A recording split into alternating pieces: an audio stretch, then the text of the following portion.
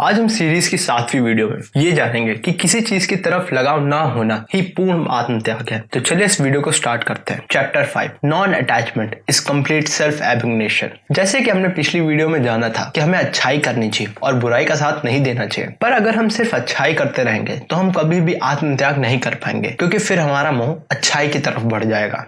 और ऐसा कभी भी नहीं हो सकता कि हम हरदम अच्छे काम ही कर सकते हैं। जैसे कि अगर अभी की बात करें तो मैं बोल रहा हूँ और आप मेरी बातों को सुन रहे हैं, ये बहुत ही अच्छी बात है क्योंकि हम अच्छी चीजों के बारे में जान रहे हैं। पर अगर हम ध्यान दें तो हम वातावरण के हजारों कीटाणु को मार रहे हैं, जो कि बिल्कुल भी अच्छा नहीं है। तो जैसे हमने पहले की वीडियो में जाना था कि ये दुनिया अच्छाई और बुराई दोनों का समूह है। यहाँ पे अगर किसी के लिए अच्छा काम करते हैं तो वो किसी और के लिए बुरा हो जाता है। तो इसका मतलब हो गया कि हम एक ही समय में बिना बुरा किए हुए कुछ अच्छा नहीं कर सकते, या बिना अच्छा किए हुए हम कुछ बुरा नहीं कर सकते। अब मुख्य सवाल आता है कि अब फिर हम काम कैसे करें। तो इसके जवाब में स्वामी विवेकानंद कहते हैं कि जो व्यक्ति अच्छे कर्म में देखता है कि उसमें कुछ बुराई है और बुराई के बीच में देखता है कि उसमें कुछ अच्छा है, उसने अपने काम का रहस्य को जान लिया है। फिर स्वामी विवेकानंद कहते हैं कि यह सुनने में तो बहुत ही ज्यादा तार्किक लग रहा है, पर इसका सही समाधान गीता में मिलता है, और वो है अनासक्ति का सिद्धांत, जो हमें बताता है कि हमें अपने जीवन के कार्य को करते हुए किसी भी चीज की तरफ मोह नहीं होना चाहिए।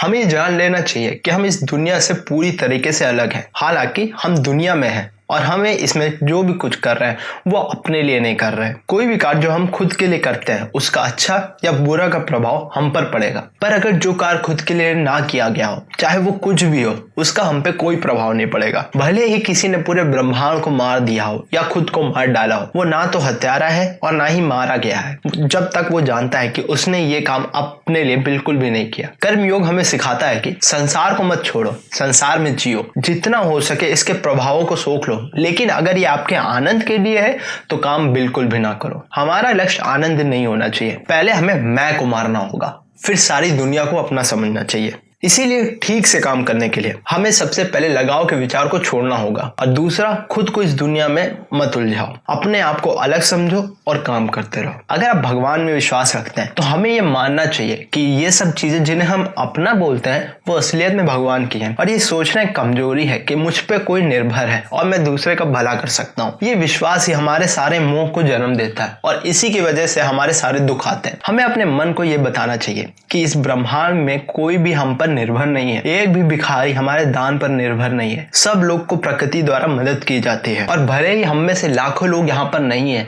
फिर भी उनकी बहुत मदद की जाएगी। हमारे लिए प्रकृति की धारा नहीं रुकेगी। जैसे कि हमने पिछली वीडियो में जाना था कि हम लोग दूसरों की मदद करके खुद को शिक्षित कर रहे हैं। जब हम अपने दिमाग और अपनी नसों में इस बात को बैठा लेंगे कि यह दुनिया किसी भी व्यक्ति पर निर्भर नहीं है, तब कार को लेकर किसी भी प्रकार का दर्द हमें नहीं होगा। जब हम अनासक्ति का मोह से दूर हो जाएंगे तब हमारे लिए ना तो कुछ अच्छा होगा या फिर बुरा, और फिर अनासक्ति से हम किसी भी चीज की शक्ति को खुद पे प्रभाव पड़ने से रोक सकते हैं। ये कह देना बहुत आसान है कि मेरे ऊपर किसी भी चीज का प्रभाव नहीं पड़ता, पर वास्तव में जिस व्यक्ति के ऊपर उसका अच्छा या उसका बुरा भाग उसके मन पे कोई बदलाव नहीं लाता और वो सभी स्थिति में एक समान रहता है, असलियत में वो व्यक्ति अनासक्त होता है, जिसके ऊपर किसी भी बाहरी दुनिया से कोई प्रभाव नहीं पड़ता। जब हम अपने मन के मालिक बन जाएंगे तब कुछ भी अच्छा या बुरा हम पर प्रभाव नहीं डाल पाएगा। हम देखेंगे सब कुछ इस दुनिया में अपनी उचित स्थान पर है, और जैसे ही हमारे भीतर में से मैं चला जाएगा, सारा संसार जो हमें पहले बुराइयों से भरा हुआ दिखता था वो हमें स्वर्ग जैसा दिखेगा। संसार का वातावरण बहुत ही सुंदर लगने लगेगा और हर इंसान का चेहरा भगवान जैसे लगने लगेगा। यही कर्मयोग का लक्ष्य है। तो दोस्तों, आज की वीडियो को यहीं पे विराम देते हैं। अगली वीडियो में हम कर्म योग के अंदर आजादी के बारे में जानेंगे। तो अगली वीडियो को मिस ना करने के लिए सब्सक्राइब बटन को दबा दीजिएगा।